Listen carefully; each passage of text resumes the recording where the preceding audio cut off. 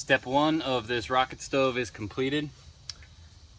What we have found is that the rocket stoves are easier to use when they're raised up off the ground so that there's not as much bending over. So what I've done here is just built basically a rubble platform.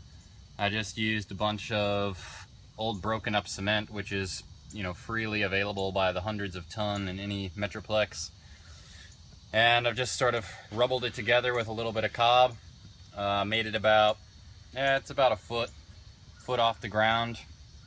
And then what I've done is I've taken some of these bricks here and made like a level. This is actually going to be the very bottom of the burn chamber here. And you don't necessarily have to use bricks, but if you have them, it's a lot easier to use them than to just do cob. If you use these newer types of bricks, they don't hold up to the heat, they just crack and break. Also, any sort of cement is going to crack and break.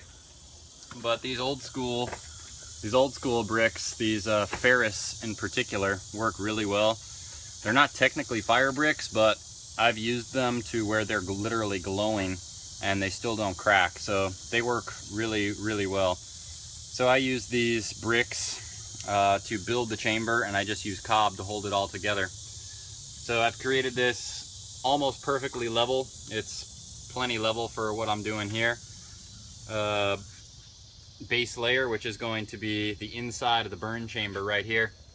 So all I'm going to be doing now is using these bricks to complete my chamber like so that it's just like these other ones. We'll be feeding it from down here, the flames will be shooting up from here. So it's a bit of a process, too tedious really for filming. It's really very basic.